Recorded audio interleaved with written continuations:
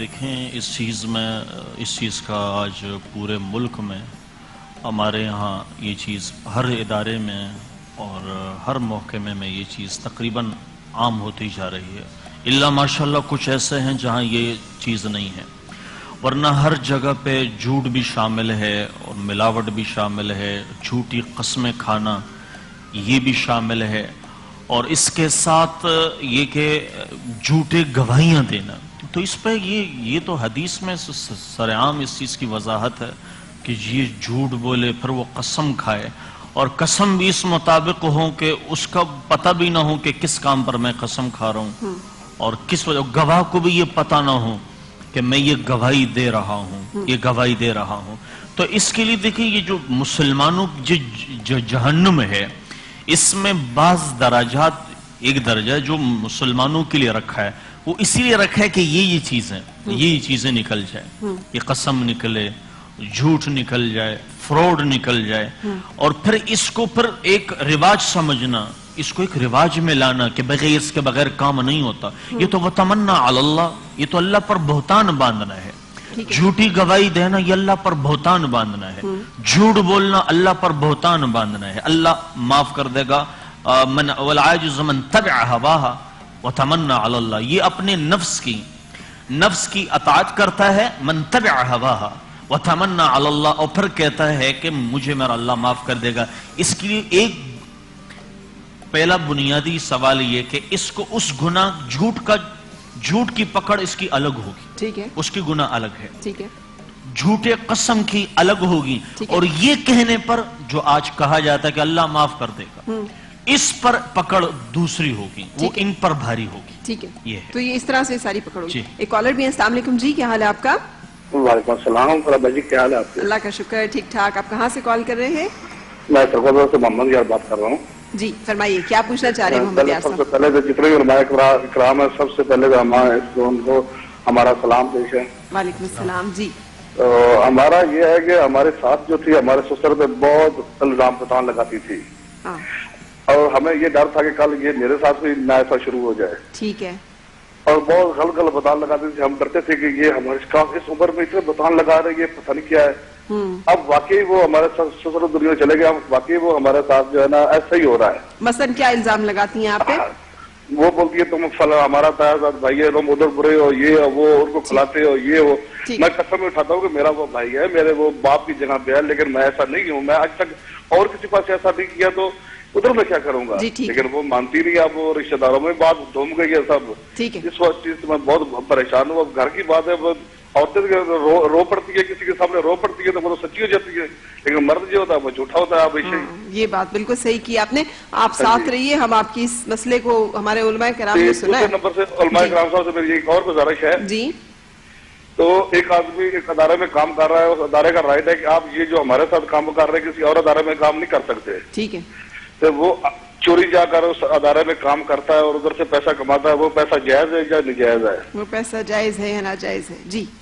کیا انہوں نے کہا کہ ایک ادارہ ہے، وہ اس میں ملازم ہے، فرض کیا ٹی وی کا ملازم ہے وہ، اور اس ٹی وی کی پالیسی ہے کہ ہمارا امپلائی کسی اور جگہ کام نہیں کرے گا، لیکن وہ کسی اور چینل پہ جا کے بھی اپنی سروسز دیتا ہے. تو جو وہاں سے پیسے لے رہا ہے وہ جائز ہوں گے کہ وہ حلال ہے یا حرام ہے؟ دیکھیں اس کی دو صورتیں ہیں. پہلی بات تو یہ کہ جو ادارے میں جس میں وہ کام کر رہے ہیں وہ ان کو ایک کمپریہنسو اگر وہ بجٹ دیتے ہیں، تنخواہ دیتے ہیں جس کے اس کی ضروریات پوری ہو رہی ہے، تو میرے خیال میں کوئی شخص بھی اپنی ایکسٹرا انرجی کہیں نہیں لگانا چاہتا. صحیح. اگر اس کی ضروریات کی تکمیل ہو رہی ہے اور اگر اس نے ایگریمنٹ سائن کیا کہ میں آپ کے علاوہ کہیں نہیں جاؤں گا، ایسی صورت میں یقینی طور پر وہ اس ایگریمنٹ کے اور وعدے کی خلاف ورزی کر رہا ہے. اب حلال اور حرام کا جہاں تک معاملہ ہے اس کو ہم کلیئر کٹ حرام تو نہیں کہیں گے، ہاں یہ کہیں گے وہاں پر وعدہ خلافی کر رہا ہے. لیکن اگر دوسری جگہ وہ محنت کر کے اپنا معاوضہ لے رہا ہے تو وہ ظاہر اس صورت میں جائز ہے اس کا. لیکن وہاں پر چونکہ وعدہ خلافی ہے وہ جرم اس کے سر پر ہے. بالکل صحیح. وعدہ خلافی کا جرم جو ہے اس کے وعدہ خلاف کی کیا سزا ہے؟ قرآن پاک میں وعدہ خلاف کو کیا سزا کی وعید ہے؟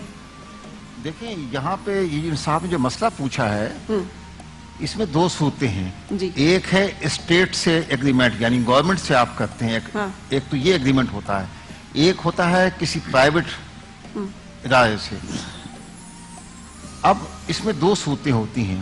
ایک یہ کہ انہوں نے آپ کو رکھا ہے آپ کوئی ٹیکنیکل چیز ان کے لیے بناتے ہیں یا کچھ کرتے ہیں جی تو جو آپ کے اندر وہ چیز بنانے کی صلاحیت ہے، مثال کے طور پر آپ آئس کریم بناتے ہیں، آپ کو وہ ٹیکنالوجی معلوم ہے، اب ظاہر ہے کہ وہ آپ سے ایگریمنٹ اس لیے کر رہا ہے کہ یہ مال کہیں اور جا کے آپ نہ بنائیں، اس میں اس کی کمپنی کو نقصان ہوگا، لہذا اس صورت میں تو کوئی گنجائش نہیں۔ اچھا، مطلب آپ کہیں اور جا کے کام نہیں کر سکتا، اور اگر کریں گے تو جی بالکل اس کے لیے یہ غلط ہوگا نا، وہ دھوکہ دے رہا ہے، فریب دے رہا ہے، اس لیے کہ اسی ٹیکنالوجی کے خاطر اس نے اس کو وہاں پہ رکھا ہے نا، اور وہ چیزیں تیار کر رہا ہے، اور یہ آپ کو معلوم ہے کہ بیکری اور بہت ساری مصنوعات ایسی ہیں کہ وہاں یہ مسئلہ درپیش ہوتا ہے نا، اور بلکہ ہمارے میرا خیال ہے کہ ٹی وی چینلز پہ بھی یہ ہوتا ہے کہ کوئی اچھا اینکر ہے تو اس کو دوسرے بڑی بڑی بولیاں لگاتے ہیں۔ وہ جب پچھلے دنوں میں کراچی سے آئے تھے تو آپ نے اچھا ان کے مسئلے کا ایک دوسرا پہلو بھی تھا جو انہوں نے اپنی ساس صاحبہ سے متعلق بیان کیا، جو میرا خیال ہے بہتان اور الزام تراشی کے اوپر بات آ رہی ہے کہ جھوٹا الزام کسی کے اوپر لگا دینا۔ اس کی تو اسلام میں قطعاً گنجائش نہیں ہے کہ کوئی کسی پر الزام لگائے، چاہے وہ اس کا محرم ہو، چاہے وہ اجنبی ہو، چاہے وہ اس کی بیوی ہو، وہ اس کا شوہر ہو، قطعاً گنجائش نہیں ہے۔ جو پروسیجر ابھی آپ نے لعان کا بیان کیا، یہ میاں بیوی کے درمیان کیوں رکھا گیا؟ یہ اسی لیے رکھا گیا کہ اگر کوئی باہر کا شخص ہے تو اس کو تو ٹھیک ہے، دو ہی صورتیں ہیں، یا گواہ لے کے آؤ یا 80 کوڑے کے لیے ٹکٹکی میں بن جاؤ، بلکہ فقہا نے تو یہاں تک لکھا ہے کہ اگر کوئی شخص 4 گواہ کیا 3 گواہ بھی لے آیا، ٹھیک، یا 4 لایا، چاروں نے گواہی دی لیکن ان کی گواہی میں اختلاف ہے جس سے جرم نہیں ثابت ہوتا، تو چاروں کو جو ہے 80 کوڑے لگائے جائیں گے، جی ٹھیک ہے نا۔ تو اتنی بڑی بات ہے کسی پہ تہمت لگانا، جی لیکن میاں بیوی کا معاملہ چونکہ بالکل مختلف تھا، اب ظاہر ہے کہ یہ چیزیں ہو جاتی ہیں، یا شوہر صاحب کہیں اور دلچسپی رکھتے ہیں تو وہ الزام لگا دیتے ہیں، بیوی صاحبہ کہیں اور دلچسپی رکھتی ہیں یا شبہ ہو جاتا ہے تو وہ الزام لگا دیتی ہیں، تو اس صورت میں چونکہ دونوں کو نقصان پہنچتا ہے بلکہ ان کی اولاد کو بھی نقصان پہنچتا ہے، لہذا لعان کی صورت رکھ دی گئی۔ یہاں دیکھیں سزا نہیں ہے، دونوں کو سزا نہیں ہے، صرف قسم کھائیں گے اور الگ ہو جائیں گے۔ لیکن قسم کھانا کیا چھوٹی بات ہے کہ جو جھوٹ بولے اس پہ اللہ کی لعنت ہوئی، قسم کھاتے۔ تو اسی لیے یہ کہا گیا نا کہ بجائے اس کے کہ وہ زندگی پر ایک دوسرے کو مطعون کرتے رہیں، یہاں ان کا تعلق ختم کر دیا جائے۔ سوال یہ پیدا ہوتا ہے کہ یہاں پہ اللہ تعالیٰ نے جب یہ واقعہ یا یہ ہمیں حکم دیا، وہ یہ بھی تو دے سکتے تھے کہ بہت غیرت آتی ہے تم کو اس فعل پہ تو تم قتل کر دو، نہیں کسی جگہ نہیں ہے نا کسی کو بھی۔ دیکھیے حتیٰ کہ اگر مقتول کے ورثہ ہیں ان کو بھی اجازت نہیں کہ وہ اس قاتل کو قتل کر دیں، یعنی کسی خاتون پہ الزام لگا کے آپ کو اسے ثابت کرنا ہے، اور اگر آپ ثابت نہیں کر سکتے تو آپ کو 80 کوڑوں کی سزا ہے، اور اگر آپ اس خاتون کو یہ سمجھتے ہیں تو آپ زیادہ سے زیادہ علیحدگی اختیار کر سکتے ہیں۔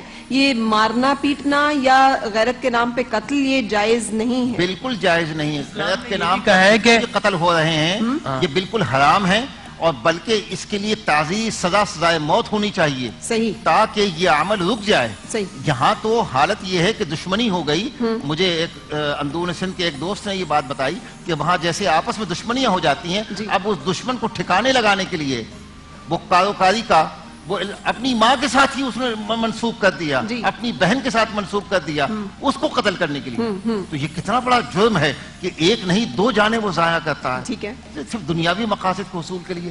قطعاً اس کی کہیں گنجائش نہیں، بلکہ وہ جو احادیث میں لعنت اور تا حیات سزا کا ذکر آیا وہ تمام کے تمام ان پہ نافذ ہوتی ہے۔ بالکل جی کچھ کہنا چاہ رہا ہوں میں عرض یہ کر رہا تھا، دیکھیں اسلام میں ایک بہت بڑا حادثہ ہوا، ام المومنین حضرت عائشہ صدیقہ رضی اللہ تعالیٰ عنہ پر تہمت لگائی گئی، ٹھیک ہے، تہمت لگائی۔ حضور اکرم تاجدار کائنہ صلی اللہ علیہ وسلم نے حضرت ابو بکر سے کہا تمہارے تو گھر کا معاملہ بیٹی ہے، آپ نے کہا کہ اے عمر تم بتاؤ کہ تمہارا کیا زن، دیکھیں اسلام نے کہا کوئی الزام لگے تو پھر آپ اپنا حسن زن رکھیں اور اس ساری سرکمٹانسز کو دیکھ کر پھر ڈیسیشن لیں، گواہیاں بعد میں آئیں گی۔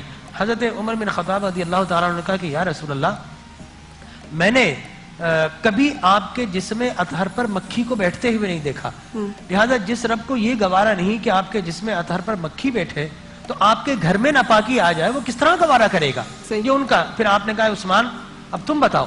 حضرت عثمان نے کہا کہ یا رسول اللہ آپ جب چلتے ہیں تو میں نے دیکھا کہ آپ کا سایہ نہیں ہوتا، تو اللہ کو یہ گوارا نہیں ہوا کہ آپ کا سایہ ہو اور اس پر کسی کا پیر رکھا جائے تو آپ کے گھر میں ناپاکی آ جائے، یہ کس طرح ہو سکتا ہے؟ حضرت علی کرم اللہ وجہ کو کہا کہ اے علی تم بتاؤ تم کیا کہتے ہو؟ حضرت علی نے کہا کہ یا رسول اللہ آپ نماز کے لیے جا رہے تھے تو آپ کے نالین پر آپ کی جوتیوں پر ایک پلیدی لگی ہوئی تھی. اللہ نے جبرائیل کو بھیج دیا کہ میرے محبوب سے کہو کہ یہ جوتا صاف کر لیں. تو جس رب کو آپ کے نالین پر کوئی ناپاکی گوارا نہیں ہے وہ آپ کے گھر میں ناپاکی کو کس طرح آنے دے گا؟ لہذا ہمارا یہ گمان ہے, ہمارا یقین ہے, یہ ظن ہے کہ یقیناً آپ کا گھر بڑا محترم ہے. اور جو آیت مبارکہ اتری وہ بھی تو یہی تھی کہ جب تم نے سنا تو یہ کیوں نہیں کہا کہ یہ غلط ہے, آپ نے کیوں یہ گمان نہیں کیا, آپ نے کیوں نہیں یہ کہا, مطلب یہ کہا گیا کہ آپ نے کیوں یہ کہہ دیا کہ ہاں اس میں کوئی حقیقت. بلکہ حضرت عمر بن خطابی کے الفاظ ہے سبحانک ھذا بہتان عظیم, اللہ نے وہی الفاظ نازل کر دیے کہ بے شک یہ بڑا بہتان عظیم ہے. اور پھر اللہ تبارک و تعالی نے خبائث اور طیبات کو علیحدہ کر دیا, الخبیثات للخبیثین والخبیثون للخبیثات والطیبات للطیبین والطیبات. لہذا باقاعدہ ام المؤمنین عائشہ صدیقہ سلام اللہ علیہ کی حرمت پر قرآن کی باقاعدہ 18 آیتیں نازل ہوئی. ایک ضمنی تو سوال, یہ عورت کی عظمت کے لیے کتنی بڑی بات ہے. اور میں تو یہ کہتا یہاں ہوں پہ سر ایک ضمنی سوال میرے ذہن میں آ رہا ہے, بریک کے لیے ہم نے رکنا ہے لیکن بریک کے بعد میں آپ سے جاننا چاہوں گی, اتنا بڑا واقعہ ہوتا ہے, آپ صلی اللہ علیہ وسلم کی سیرت مبارکہ, آپ کی زندگی ہمارے لیے اسوہ حسنہ ہے, مکمل نمونہ ہے. ہم کہتے ہیں کہ آپ صلی اللہ علیہ وسلم چلتا پھرتا قرآن ہے, ہمارا عقیدہ ہے یہ. آپ صلی اللہ علیہ وسلم نے تو ہاتھ نہیں اٹھایا, آپ صلی اللہ علیہ وسلم نے تو مار پیٹ نہیں کی اس طرح کی ایکسٹریم سچویشن میں بھی, تو پھر یہ کیسے ہم کہہ دیتے ہیں کہ عورت کو مارنا جائز ہے اور عورت کو مارنا روا ہے اور عورت کو اس حد تک مارا جا سکتا ہے اور اس حد تک مارا جا سکتا ہے. اتنا بڑا واقعہ ہو گیا کہ ہماری ماں کے اوپر ایک تہمت لگتی ہے, اس سے بڑی تو بات نہیں نہ ہو سکتی. تو آپ صلی اللہ علیہ وسلم کا تو ہاتھ سرکار نے تو فرمایا کہ جب پوچھا گیا تو آپ نے فرمایا میں تو اپنے اہل خانہ سے خیر ہی کی توقع کرتا ہوں, خیر کے علاوہ کچھ نہیں جانتا. تو سر میں یہاں پہ جاننا چاہوں گی پھر کہ پھر کیا توضیح ہے اس بات کی کہ عورت کو مارا جا سکتا ہے اور اس کو مارنا جائز ہے, ٹھیک ہے, پھر اس کے لیے ہم ایک بریک کے لیے رکیں گے. سر ایک بریک کے بعد یہیں سے بات شروع کریں گے, سو بریک کے بعد آپ سے ملاقات.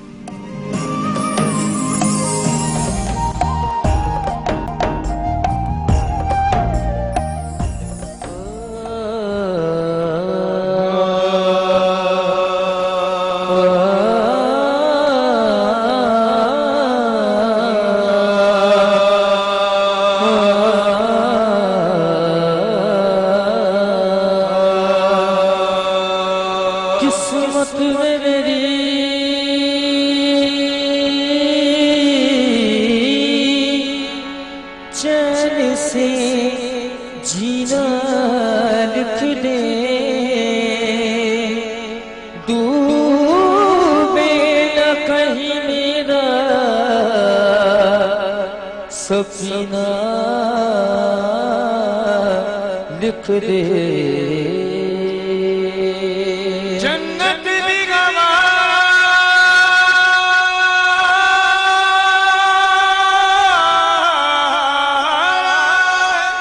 جنت بھی گوارا ہے مگر میرے لیے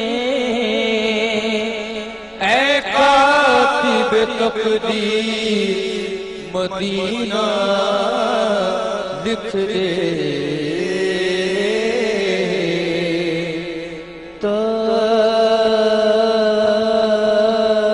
تاجدار حرم ہو نگاہ کرم ہو کرم تاجدار حرم ہو نگاہ کرم